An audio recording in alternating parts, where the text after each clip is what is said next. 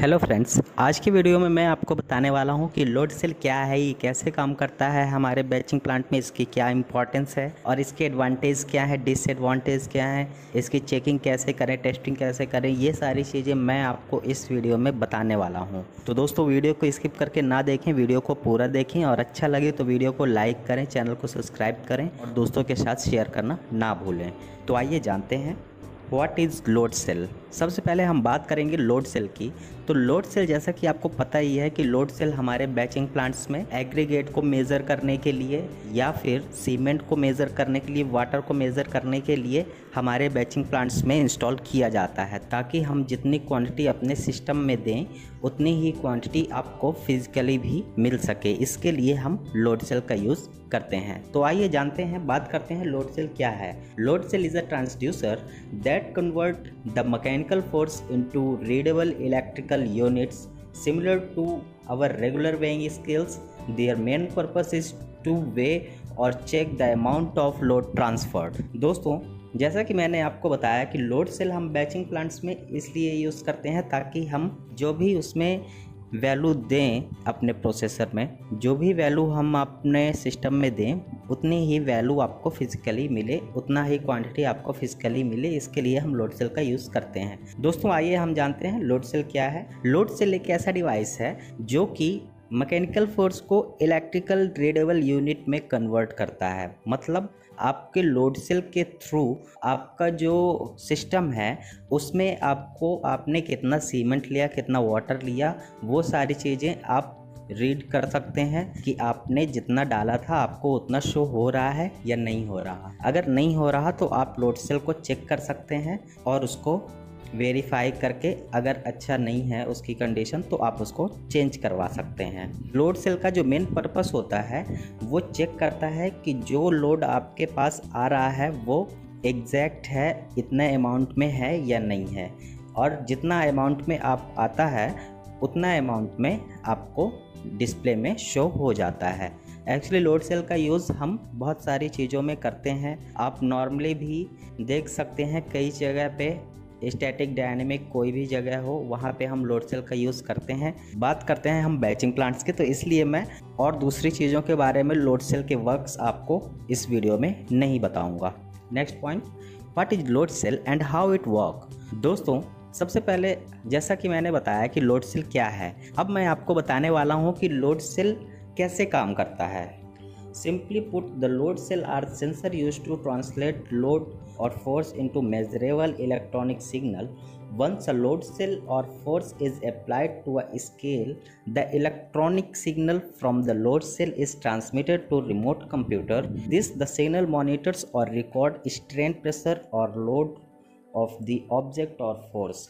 Because it converts load or force, load cells play an important role in the weighing industry and are found whenever precise measurement of weight are vital. A load cell is based on an electrical circuit that called Wheatstone bridge.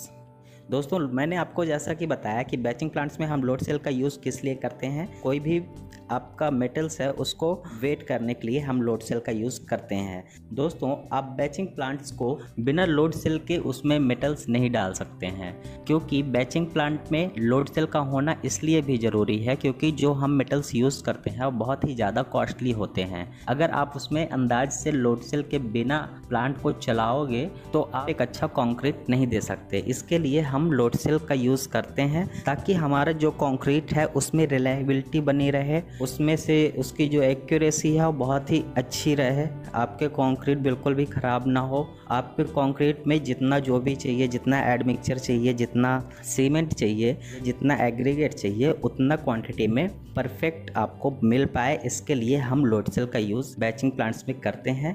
तो आइए देखते हैं कि load cell कैसे काम करता है। दोस्तों अब मैं आपको बताऊंगा कि बैचिंग प्लांट्स में लोड सेल कैसे काम करता है। तो जो बैचिंग प्लांट्स में हम यूज़ करते हैं लोड सेल, वो एस बीम लोड सेल का यूज़ करते हैं। एस बीम लोड सेल जो होता है वो व्हीटस्टोन ब्रिज सर्किट पे काम करता है।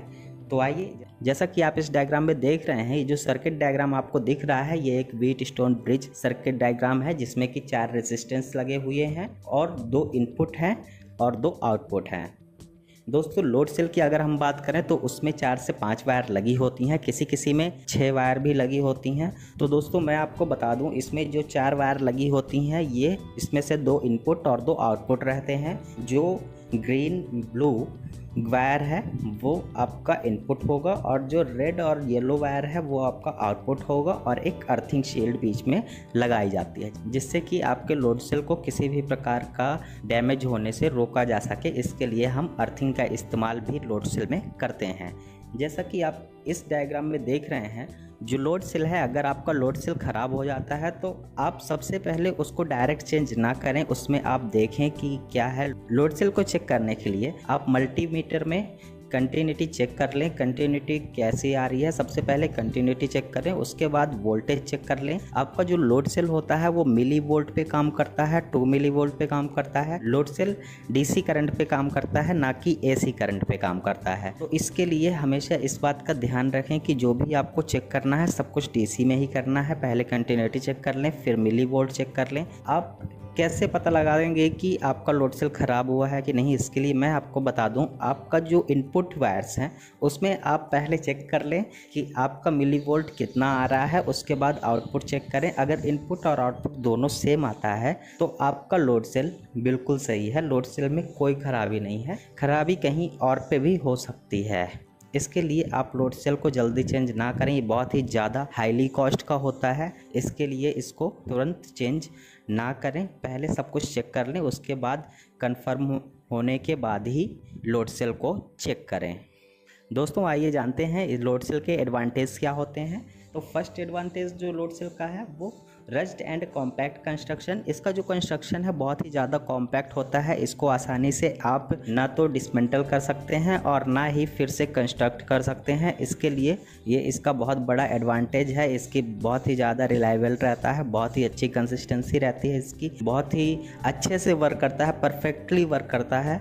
और क्योंकि बहुत कॉस्टली भी होता है इसलिए इसकी जो वर्किंग है बहुत ही परफेक्ट होती है।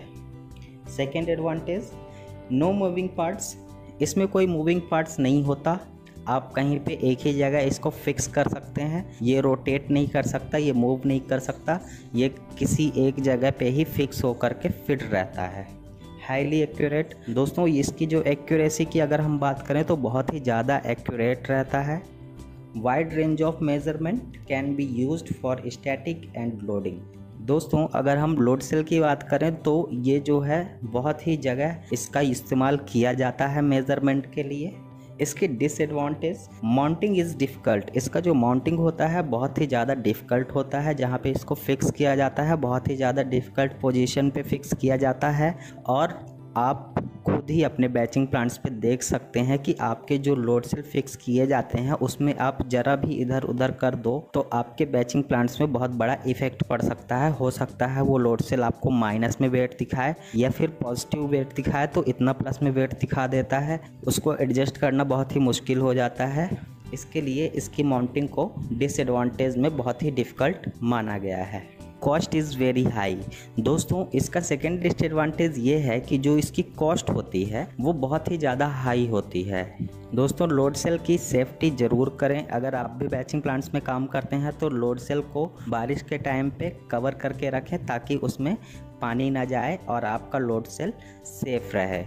दोस्तों वीडियो कैसी लगी कमेंट करके बताएं। वीडियो अच्छी लगी हो तो लाइक करें, चैनल को सब्सक्राइब करें और दोस्तों के साथ शेयर ज़रूर करें। Thanks a lot for watching this video.